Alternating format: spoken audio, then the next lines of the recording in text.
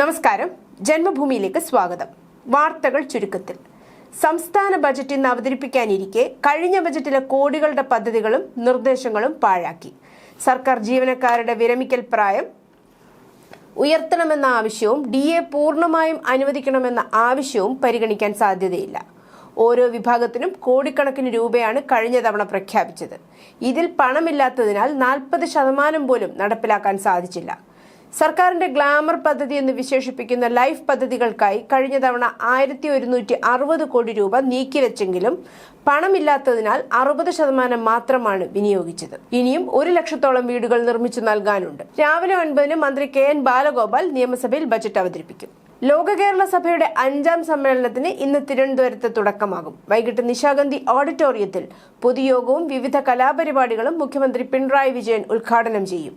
125 രാജ്യങ്ങളിൽ നിന്നും 28 ഇന്ത്യൻ സംസ്ഥാനങ്ങളിൽ നിന്നുമുള്ള പ്രവാസി പ്രതിനിധികൾ 3 ദിവസത്തെ സമ്മേളനത്തിൽ പങ്കെടുക്കും. 8 വിഷയങ്ങളെ അടിസ്ഥാനമാക്കിയുള്ള ചർച്ചകളും 7 മേഖലാ സമ്മേളനങ്ങളും നിയമസഭയിലെ ശങ്കരനാരായൺ തമ്പി ഹാളിൽ നടക്കും. മന്ത്രിമാർ, വകുപ്പ് സെക്രട്ടറിമാർ, വിഷയ വിദഗ്ധർ, MLA മാർ എന്നിവർ 3 ദിവസത്തെ ചർച്ചയിൽ പങ്കെടുക്കും. ധൂർത്ത് ആരോപിച്ചും പദ്ധതി നടത്തിപ്പിലെ വ്യക്തത കുറവും ചൂണ്ടിക്കാട്ടി പ്രതിപക്ഷം ഇത്തവണയും ലോക കേരള സഭ ചർച്ചയിൽ നിന്ന് വിട്ടുനിൽക്കും. ശ്വാസകോശാർബുദം നേരത്തെ കണ്ടെത്താൻ സഹായിക്കുന്ന അത്യാധുനിക ചികിത്സാ സംവിധാനമായ bronchoscopy navigation system Kozhikode medical കോളേജിലെ നെഞ്ചുരോഗ ആശുപത്രിയിൽ സജ്ജീകരിച്ചു. ശ്വാസകോശത്തിലെ അതിസൂക്ഷ്മ മുഴ വരെ ഈ സംവിധാനം വഴി കണ്ടെത്താനും ചികിത്സിക്കാനും കഴിയും. നിലവിൽ fibre optic bronchoscopy, rigid bronchoscopy, thoracoscopy, endobronchial ultrasound സംവിധാനങ്ങൾ ആശുപത്രിയിലുണ്ട്. എന്നാൽ ശ്വാസനാളത്തിൽ നിന്ന് അകന്ന് സ്ഥിതി ചെയ്യുന്ന അർബുദ മുഴകളെ ഇത്ര സൂക്ഷ്മതലത്തിൽ കണ്ടെത്താൻ കഴിയുമെന്നതാണ് ബ്രോങ്കോസ്കോപ്പി നാവിഗേഷൻ സിസ്റ്റത്തിന്റെ പ്രത്യേകത. അതിവേഗ റെയിൽപാതയുമായി കേരളം. തിരുവനന്തപുരം മുതൽ കാസർഗോഡ് വരെയുള്ള റൂട്ടിൽ റാപ്പിഡ് റെയിൽ ട്രാൻസിറ്റ് പദ്ധതിക്ക് മന്ത്രിസഭ അംഗീകാരം നൽകി. 583 കിലോമീറ്റർ നീളത്തിലാണ് പദ്ധതി. 4 ഘട്ടമായാണ് നടപ്പാക്കുക. പദ്ധതിക്കായി സംസ്ഥാനത്തിന്റെ താൽപര്യം അറിയിച്ച് കേന്ദ്ര സർക്കാരിന് ഔപചാരികമായി കത്ത് അയക്കും. അതിനാവശ്യമായ കൂടിയാലോചനകൾ ആരംഭിക്കുവാനും ഗതാഗത വകുപ്പിനെ മന്ത്രിസഭ ചുമതലപ്പെടുത്തി. റെയിൽ പദ്ധതിയുമായി മുന്നോട്ടു പോകാൻ കഴിയാത്ത സാഹചര്യത്തിലാണ് അതിവേഗ റെയിൽ പദ്ധതിയുമായി കേരളം മുന്നോട്ടു പോകുന്നത്. പ്രധാനമന്ത്രിക്ക് സമർപ്പിച്ച തിരുവനന്തപുരം കോർപ്പറേഷൻ വികസന രേഖയുടെ കരട് mayor VV Rajesh, deputy mayor G Ashanath, BJP Thiruvananthapuram city ജില്ലാ അധ്യക്ഷൻ കരമന ജയൻ, കോർപ്പറേഷൻ പാർലമെന്ററി നേതാവും സിറ്റി ജില്ലാ ജനറൽ സെക്രട്ടറിയുമായ പാപ്പനംകോട് സജി എന്നിവർ ചേർന്ന് പ്രകാശനം ചെയ്തു. BJP സംസ്ഥാന കാര്യാലയമായ മാരാർജി ഭവനിലായിരുന്നു പരിപാടി. നഗരം നേരിടുന്ന അടിസ്ഥാന പ്രശ്നങ്ങൾക്ക് ഊന്നൽ നൽകിയാണ് 42 പേജുള്ള വികസന രേഖ തയ്യാറാക്കിയിരിക്കുന്നതെന്ന് VV രാജേഷ് പറഞ്ഞു. തിരുവനന്തപുരത്തെ വൻ നഗരമാക്കാനുള്ള പദ്ധതികളും ഇതിലുണ്ട്. വികസന രേഖ പൂർണ്ണമല്ലെന്നും ഇതുമായി ബന്ധപ്പെട്ട ചർച്ചകൾ നടക്കുകയാണെന്നും അദ്ദേഹം വ്യക്തമാക്കി. 70 വയസ്സുകാരിയായ അമ്മയെ വീട്ടിൽ നിന്ന് പുറത്താക്കി മകൾ. തിരുവനന്തപുരം മംഗലപുരത്ത് സമീപം ഇടവിളാകത്താണ് സംഭവം. പഞ്ചായത്ത് പ്രസിഡന്റും നാട്ടുകാരും പോലീസും എല്ലാം സ്ഥലത്തെത്തി അമ്മ സലീലയെ അകത്ത് കയറ്റണമെന്ന് ആവശ്യപ്പെട്ടെങ്കിലും മകൾ സജ അതിന് തയ്യാറായില്ല. ഇന്നലെ രാത്രിയോടെയായിരുന്നു സംഭവം. അമ്മയുടെ വസ്ത്രങ്ങളും മരുന്നുകളും എടുക്കാൻ വീട് തുറന്നു തരണമെന്ന് ആവശ്യപ്പെട്ടിട്ട് പോലും മകൾ തയ്യാറായില്ല. വീട്ടിൽ മർദ്ദനം പതിവായിരുന്നുവെന്ന് സലീല പറയുന്നു. വൃദ്ധയെ ഉപദ്രവിച്ചതിന് ഭർത്താവ് പോലീസ് കസ്റ്റഡിയിലായതിന്റെ പ്രതികാരമായാണ് മകൾ അമ്മയെ വീട്ടിൽ നിന്ന് പുറത്താക്കിയതെന്ന് നാട്ടുകാർ പറയുന്നു. നായർ ഈഴവൈക്യത്തിൽ നിന്ന് പിന്മാറിയതിന്റെ പേരിൽ NSSനെയോ ജനറൽ സെക്രട്ടറി G സുകുമാരൻ നായരെയോ തള്ളിപ്പറയാനില്ലെന്ന് SNDP യോഗം general secretary Vellappally Natesan. SN trust വിശേഷാൽ പൊതുയോഗത്തിലാണ് വെള്ളാപ്പള്ളി നിലപാട് വ്യക്തമാക്കിയത്. NSS സഹോദര സംഘടനയാണ്. ഇന്നല്ലെങ്കിൽ നാളെ ഐക്യമുണ്ടാകും. ഇപ്പോഴത്തെ തീരുമാനം ലോകാവസാനം വരെ നിലനിൽക്കുന്നതല്ല. ഇരു സമുദായങ്ങളും ഹിന്ദുമതത്തിൽ ഒരേ വിശ്വാസ ആചാരാനുഷ്ഠാനങ്ങൾ പിന്തുടരുന്നവരും ഒരേ രക്തമുള്ളവരുമാണ്. ഐക്യത്തിനായി ശ്രമിച്ചത് രാഷ്ട്രീയ ലക്ഷ്യം വെച്ചല്ല, തെരഞ്ഞെടുപ്പ് സ്റ്റണ്ടുമായിരുന്നില്ല. നിഷ്കളങ്കനും നിസ്വാർത്ഥനുമായ സുകുമാരൻ നായർ ഐക്യത്തിന് വ്യക്തിപരമായി വലിയ പിന്തുണയാണ് നൽകിയത്.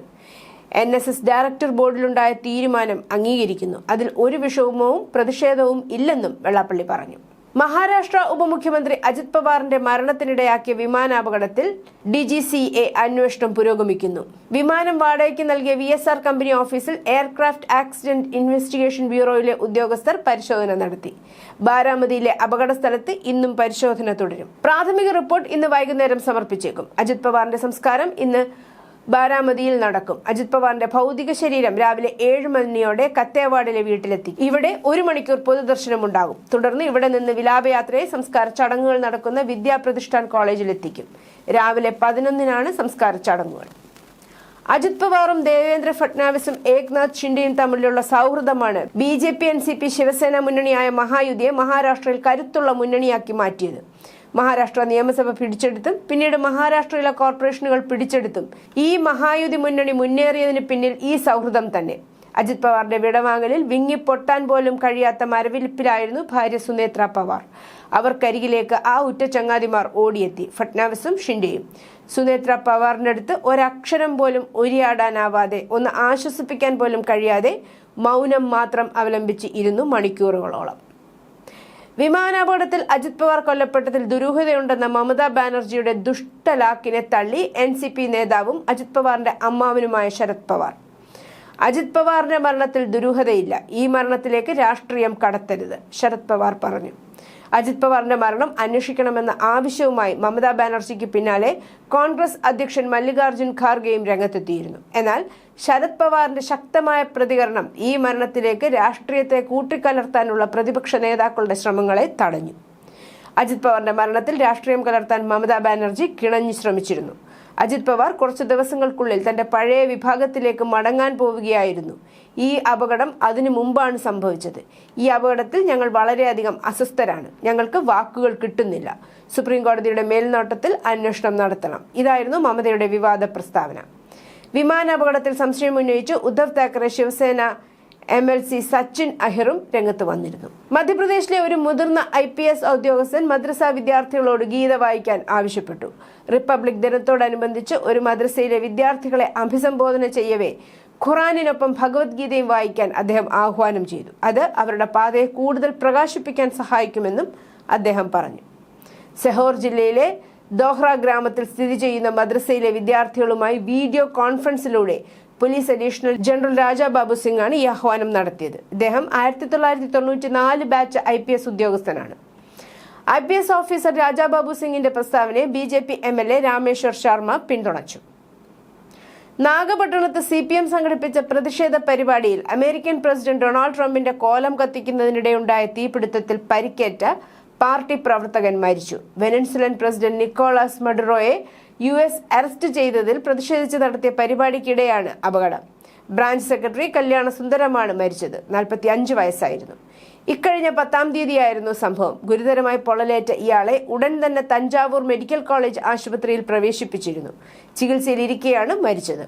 പെട്രോൾ ഒഴിച്ച് ട്രംപിന്റെ കോലം കത്തിക്കാൻ ശ്രമിച്ച കല്യാണ സുന്ദരത്തിന്റെ ശരീരത്തിലേക്ക് തീ പടർന്നായിരുന്നു അപകടം. പാകിസ്ഥാനിലെ ഉന്നത മതപുരോഹിതനും ജാമിയത്ത് ഉലമ ഇ ഹിന്ദ് മേധാവിയുമായ മൗലാന ഫസ്ലുർ റഹ്മാൻ പാക് സർക്കാർ പാസാക്കിയ കുടുംബ നിയമ പരിഷ്കാരങ്ങളെ പരസ്യമായി വെല്ലുവിളിച്ചുകൊണ്ട് പുതിയ രാഷ്ട്രീയ സാമൂഹ്യ വിവാദങ്ങൾക്ക് തിരികൊളുത്തി.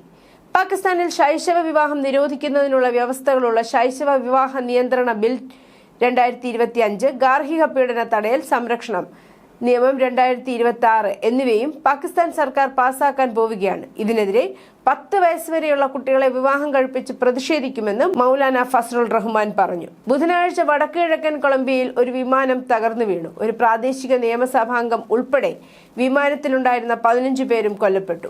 തകർന്നു വീണത് beach craft 1900 twin engine turbo വിമാനമാണ്.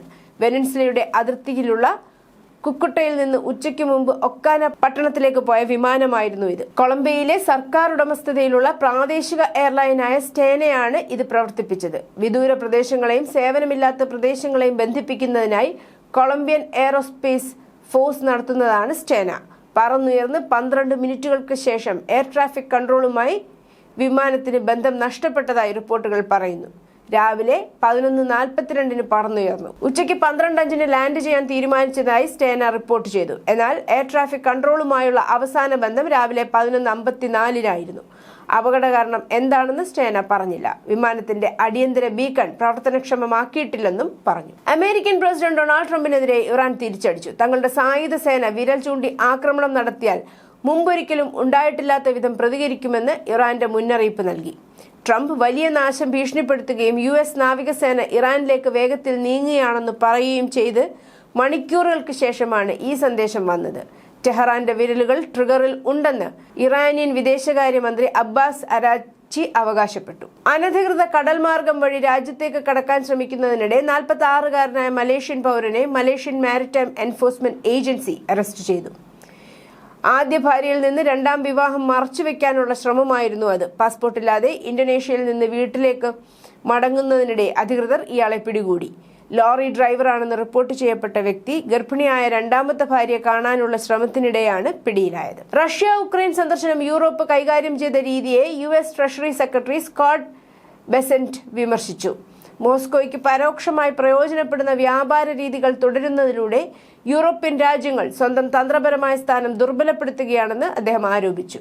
എല്ലാ ഇടപാടുകളുടെയും മാതാവെന്നറിയപ്പെടുന്ന ഇന്ത്യയും യൂറോപ്യൻ യൂണിയനും തമ്മിലുള്ള ഒരു വലിയ സ്വതന്ത്ര വ്യാപാര കരാർ ചൊവ്വാഴ്ച പ്രഖ്യാപിച്ചതിന് പിന്നാലെയാണ് ഈ അഭിപ്രായങ്ങൾ. News desk Janmabhumi.